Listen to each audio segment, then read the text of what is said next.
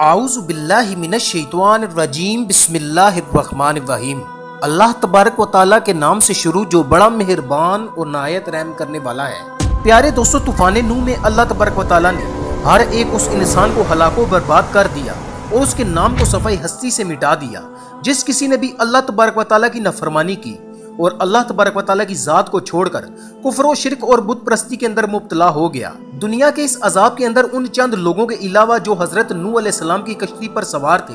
इस रूए जमीन पर कोई चीज भी बाकी न बची। उस वक्त इस रूए जमीन पर हर तरफ पानी ही पानी और इस पानी पर सिर्फ एक कश्ती तैर रही थी जो हजरत नूह अलैहिस्सलाम की कश्ती थी। उस कश्ती के ऊपर वो लोग सवार थे जो अल्लाह तबारक व तआला की वादनियत पर ईमान ले आए। प्यारे दोस्तों, इस तरह तूफान नूह के बाद अल्लाह तबारक व तआला ने इस रूए जमीन पर नस्ल इंसानी की इब्तिदा उन चंद अफराद से की जो कश्ती पर सवार थे और अल्लाह तबारक व तआला के अजाब से बच गए थे। प्यारे दोस्तों, इसके बाद अल्लाह तबारक व तआला ने हजरत नूह अलैहिस्सलाम के बेटे साम की चौथी नस्ल से एक शख्स को पैदा किया जिसका नाम आद था और ये वही शख्स था कि जिसकी नस्ल से अल्लाह तबारक व तआला ने कौम जब्बारीन को पैदा फरमाया। प्यारे दोस्तों, कौम जब्बारीन दुनिया की वो वाहिद कौम थी कि जिसके बारे में खुद अल्लाह तबारक व तआला ने इरशाद फरमाया, जैसा कि अल्लाह तबारक व तआला कुरान पाक की सूरह फजर की आयत नंबर 8 के अंदर इरशाद फरमाता है, उनके जैसी कोई और कौम और मुल्कों में पैदा ही नहीं की गई। प्यारे दोस्तों, आज की इस वीडियो में हम आपको बताएंगे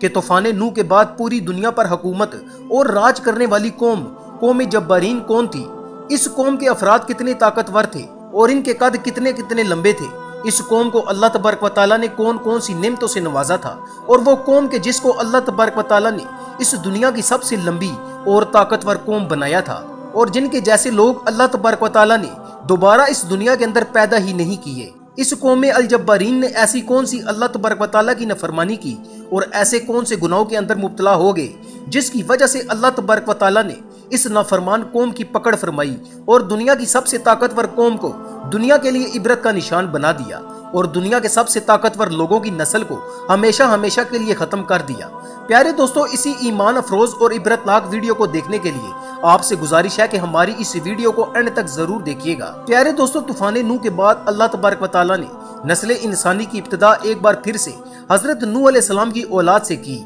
हजरत नूह अलैहिस्सलाम के बेटे साम की नस्ल से एक अरबी शख्स पैदा हुआ जो कि दूसरे इंसानों से बिल्कुल मुख्तलिफ था। ये शख्स दूसरे इंसानों की निस्बत बहुत ज्यादा ताकतवर और लंबा था। इसी शख्स की नस्ल में से अल्लाह तबारक व तआला ने एक ऐसी कौम को पैदा किया जो दुनिया की सबसे पहली सुपर पावर और दुनिया की सबसे पहली ताकतवर और दुनिया की सबसे पहली दराज कद कौम थी। प्यारे दोस्तों, जरा सोचिए कि ये कौम किस कदर ताकतवर और दराज कद थी कि जिसके बारे में खुद अल्लाह तबारक व तआला फरमा रहा है कि मैंने इनके जैसी कौम और मुल्कों में पैदा ही नहीं की। ये कौम इरम नामी बस्ती के अंदर आबाद थी और इस कौम को अल्लाह तबारक व तआला ने ऐसे फन से नवाजा था कि ये कौम बड़े बड़े पहाड़ों और पत्थरों को तराश कर उनके अंदर खूबसूरत महलात बनाया करते थे और उन्हीं महलात के अंदर अपनी जिंदगी गुजारा करते थे। जैसा कि अल्लाह तबारक व तआला कुरान पाक में इरशाद फरमाता है, इराम ज़ातिल इमाद और बुलंद सतूनों वाले। प्यारे दोस्तों, उस दौर के अंदर इरम एक ऐसा खूबसूरत शहर था कि जिसके अंदर अल्लाह तबारक व तआला ने हर तरह की खूबसूरती और हर तरह की नेमत रखी थी। हर तरफ सरसब्ज़ो शादाब बागात और तरह तरह के बेशुमार फल और अनाज मौजूद थे। इस तरह अल्लाह तबारक व तआला ने इस कौम को बेपनाह ताकत के साथ साथ हर तरह की नेमत से नवाजा था। प्यारे दोस्तों, आज के दौर के अंदर जो इलाका दुनिया का हसीन तरीन इलाका हुआ करता था और जिस इलाके के अंदर दुनिया की सबसे ताकतवर कौम आबाद थी, वो इलाका आज ऐसा सहरा बन चुका है कि जिसमें हर तरफ रेत ही रेत मौजूद है और ये ऐसा खौफनाक सहरा है कि आज के दौर में कोई भी ताकतवर शख्स उस सहरा में दाखिल होने की जुर्रत नहीं कर सकता। प्यारे दोस्तों, कौम जब्बारीन के कद 40 हाथ लंबे थे और इनकी औसत उम्र 1000 साल की थी। इस कौम पर अल्लाह तबारक व तआला का ये खास करम था कि इस कौम को कभी कोई बीमारी न लगती और न ही इनके सर में दर्द होता और न ही कभी बूढ़े होते, यहाँ तक कि इनकी नजर भी कमजोर न होती। ये लोग 1000 साल की उम्र जवानी और तंदुरुस्ती में गुजारते। ये लोग इतने ताकतवर थे कि इनकी औरतें एक ही मर्तबा में हामला हो जाती और यही वजह थी कि जिसकी वजह से इस कौम की नस्ल बहुत ज्यादा बढ़ी और इसी वजह से इस कौम ने पूरी दुनिया के अंदर अपना असर व रसूख पैदा कर लिया और दुनिया की सुपर पावर कौम बन गई। ये कौम अगर किसी मुल्क को फतह करने के लिए उसके इलाके में दाखिल होती तो वो लोग इनकी दहशत की वजह से पहले ही हथियार डाल देते और इस तरह ये कौम उस मुल्क को अपने कब्जे में ले लेती। प्यारे दोस्तों, कौम जब्बारीन 13 कबीलों पर मुश्तमिल थी जब अल्लाह तबारक व तआला ने इस कौम को हर तरह की नेमतों से नवाजा तो ये कौम सरकशी पर उतर आई और अल्लाह तबारक व तआला की नफरमानियां करने लगी। और तूफान नूह के बाद कौम जब्बारीन और कौम आद ही वो पहली कौम थी कि जिन्होंने अल्लाह तबारक व तआला की जात को छोड़कर बुत परस्ती की बुनियाद रखी और अल्लाह तबारक व तआला की जात के अलावा बुतों की पूजा शुरू की। इस तरह ये कौम बुत परस्ती के अंदर मुब्तला होने के बाद तरह तरह के गुनाहों के अंदर मुब्तला हो गई और हद से ज्यादा बढ़ गई। इस कौम की हदायत के लिए अल्लाह तबारक व तआला ने अपने प्यारे नबी हजरत हूद अलैहिस्सलाम को मबऊस फरमाया, जैसा कि अल्लाह तबारक व तआला कुरान पाक में इरशाद फरमाता है, और हजरत हूद अलैहिस्सलाम को याद करो कि जब उन्होंने उनको अहकाफ के अंदर डराया। प्यारे दोस्तों, जब हजरत हूद अलैहिस्सलाम ने अपनी कौम को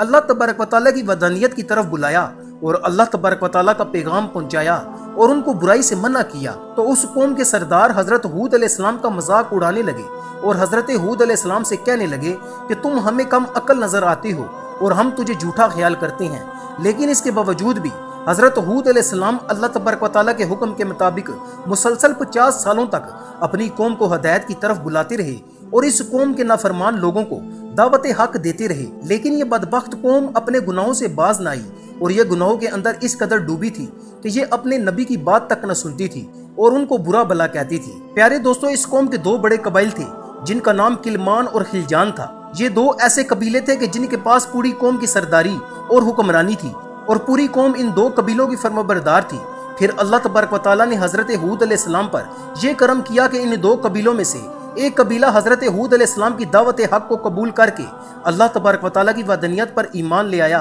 और इस तरह अल्लाह तबारक व तआला ने अपने प्यारे नबी हजरत हूद अलैहिस्सलाम की मदद फरमाई और उनकी ताकत के अंदर इजाफा फरमाया। हजरत हूद अलैहिस्सलाम ने जब इन बड़े कबाइल को दावत हक दी तो कबीला खिलजान अल्लाह तबारक व तआला की वदनियत पर ईमान ले आया, लेकिन कबीला किलमान ने दावत हक कबूल करने से इनकार कर दिया और उसी तरह अपने कुफ्र शिर्क पर अड़ा रहा। इस तरह कबीला खिलजान के ईमान लाने की वजह से जो लोग हजरत हूद अलैहिस्सलाम की जान के दुश्मन थे वो हजरत हूद अलैहिस्सलाम से दूर हो गए। प्यारे दोस्तों, इन 12 कबाइल में से एक कबीले के अलावा कोई ऐसा कबीला न था कि जिसने हजरत हूद अलैहिस्सलाम की बात पर लब्बैक कहा हो और अल्लाह तबारक व तआला की वदनियत पर ईमान लेकर आया हो, बल्कि बाकी तमाम कबीले हजरत हूद अलैहिस्सलाम का मजाक उड़ाते और उनको बुरा भला कहते, यहाँ तक कि उनको कत्ल करने की धमकियां देते। प्यारे दोस्तों, जब हजरत हूद अलैहिस्सलाम के बार बार दावत हक देने के बावजूद ये कौम बुत परस्ती, जनाकारी और तरह तरह की बुराइयों से बाज न आई, तो उस वक्त हजरत हूद अलैहिस्सलाम ने अल्लाह तबारक व तआला की बारगाह में दुआ की कि या रब्बुल आलमीन,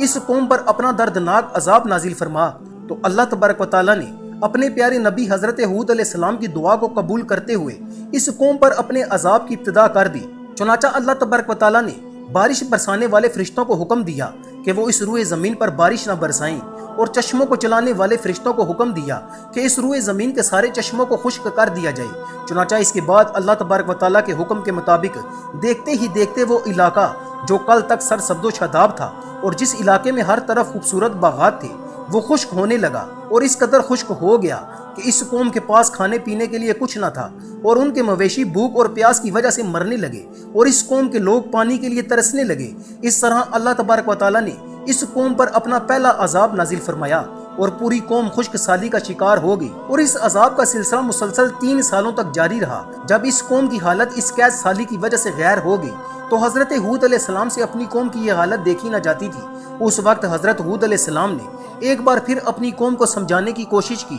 कि अब भी वक्त है कि अल्लाह तबारक व तआला की वादनियत पर ईमान ले आओ। अल्लाह तबारक व तआला फिर से तुम्हारी रौनकों को आबाद कर देगा और तुम्हें वसी रिज़्क अता फरमाएगा। हजरत हूद अलैहिस्सलाम अपनी कौम से कहने लगे कि ऐ मेरी कौम के लोगों, अपने पालने वाले से बख्शिश मांगो, बेशक अल्लाह तबारक व तआला तुम्हारी तौबा कबूल करेगा और तुम्हारे लिए आसमान से मूसलाधार बारिश बरसाएगा। लेकिन अल्लाह तबारक व तआला के इस अजाब को देखने के बावजूद ये कौम अल्लाह तबारक व तआला की वादनियत पर ईमान न लाई और उसी तरह अपने कुफर और शिर्क पर डटी रही। इस कौम के बदबख्त लोग हजरत हूद अलैहिस्सलाम से कहने लगे कि तुम हमारे पास कौन सी दलील लेकर आए हो और हम तुम्हारे कहने की वजह से अपने बाप दादा का दीन कैसे छोड़ दें, बल्कि हम ये समझते हैं कि तुम मजनून हो और हमारे खुदाओं में से किसी खुदा ने तुम्हें दीवाना कर दिया है। चुनाचा इस तरह हजरत हूद अलैहिस्सलाम बार बार अपनी कौम को दावत हक देते और अल्लाह तबारक व तआला की वादनियत की तरफ बुलाते, लेकिन ये कौम बार बार हजरत हूद अलैहिस्सलाम को जुटलाती और उनका मजाक उड़ाती और उनको माज़अल्लाह पागल और मजनून कहती।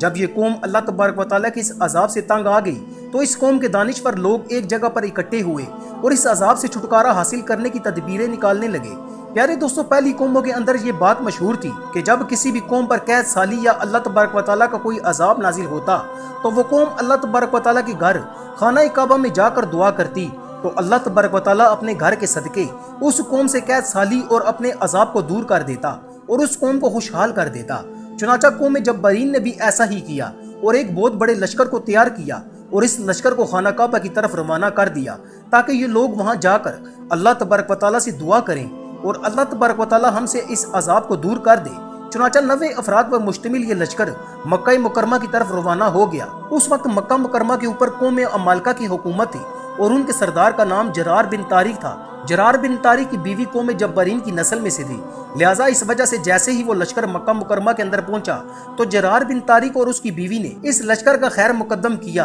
और खूब शराबो शबाब के साथ इस लश्कर का इस्तकबाल किया। हजरत इमाम तिबरी रहमतुल्लाह अलैह बयान फरमाते हैं कि कौम जब्बारीन का ये लश्कर 1 माह तक इसी तरह गुनाहों के अंदर मुब्तला रहा और अपने मकसद से गाफिल रहा। इस दौरान ये लोग बिल्कुल इस बात को भूल गए कि हमारे पीछे रह जाने वाली कौम का क्या हाल हुआ होगा और वो किस हाल में होंगे। चुनाचा जब इस लश्कर को अयाशी करते हुए 1 महीना गुजर गया तो जरार बिन तारिक ने अपनी बीवी के जरिए और गाना गाने वाली औरतों के जरिए इनको इनका भूला हुआ मकसद याद दिलाया कि वो किस मकसद के लिए यहाँ पर आए हैं और वो यहाँ आकर अपने मकसद को भूल कर बैठे हुए हैं। चुनाचा इनके याद दिलाने पर इस लश्कर को होश आया और ये लोग फौरन मक्का मुअज़्ज़मा की तरफ गए और वहाँ जाकर अल्लाह तबारक व तआला की बारगाह में रो रो कर दुआएं करने लगे। अभी ये लोग दुआ के अंदर मसरूफ ही थे कि यकायक देखते ही देखते एक स्याह रंग का बादल उनके ऊपर आ गया। इन बादलों को देखकर ये लोग बहुत खुश हुए। चुनाचा इसके बाद इन लोगों ने खुशी खुशी अपने इलाके की तरफ जाने की तैयारी की। जैसे जैसे ये लोग अपने इलाके की तरफ बढ़ते जाते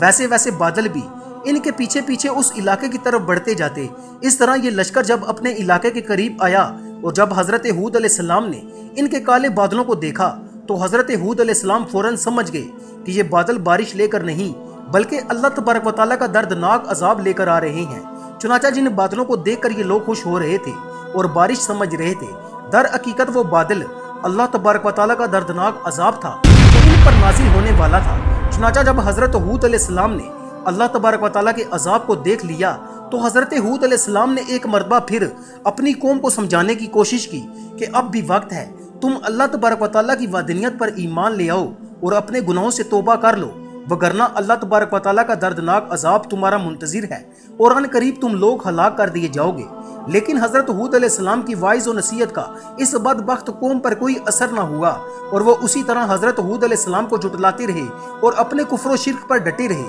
चुनाचा हजरत हूद अलैहिस्सलाम की ये बात सुनने के बावजूद और इस अजाब को देखने के बावजूद भी ये कौम अपनी सरकशी से बाज न आई और उसी तरह हजरत हूद अलैहिस्सलाम को जुटलाती रही। आखिरी बार समझाने के बावजूद भी जब ये कौम राय हक पर ना आई तो अल्लाह तबारक व तआला ने हजरत हूद अलैहिस्सलाम को उस इलाके से हिजरत करने का हुक्म दिया। चुनाचा हजरत हूद अलैहिस्सलाम मोमिनीन को लेकर उस इलाके से हिजरत कर गए। चुनाचा जैसे ही हजरत हूद अलैहिस्सलाम ने मोमिनीन के साथ उस इलाके से बाहर कदम रखा तो वो बादल मजीद स्याह होते गए और देखते ही देखते दर्दनाक तूफान शुरू हो गया। इस बादलों के अंदर अल्लाह तबारक व तआला से भेजी हुई इस कदर दर्दनाक हवा थी कि जिसने इस कौम के लोगों को चींटियों की तरह उठा उठा कर पटकना शुरू कर दिया और कौम जब्बारीन के वो लोग जो दुनिया की सबसे ताकतवर कौम थी, इस कौम के लोग तिनकों की तरह हवाओं के अंदर उड़ते रहे और इस तरह इस दर्दनाक अजाब के अंदर कौम जब्बारीन के बदबख्त लोग मरना शुरू हो गए। अल्लाह तबारक व तआला के यह दर्दनाक अजाब 7 रातों और 8 दिन तक मुसलसल जारी रहा। इस अजाब ने कौम जब्बारीन की बड़ी बड़ी इमारतों और महलात को तबाह व बर्बाद कर दिया और इस कौम के तमाम तर नाफरमान लोग इस अजाब के अंदर हलाक हो गए, जो आज भी दुनिया के लिए इबरत का निशान है।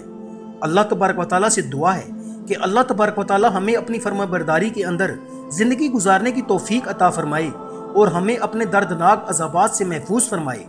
प्यारे दोस्तों, अगर आपको हमारी ये वीडियो अच्छी लगे तो इसे सदका जारिया समझकर अपने दोस्तों के साथ जरूर शेयर कीजिएगा और हमारे चैनल को भी सब्सक्राइब कर लीजिएगा।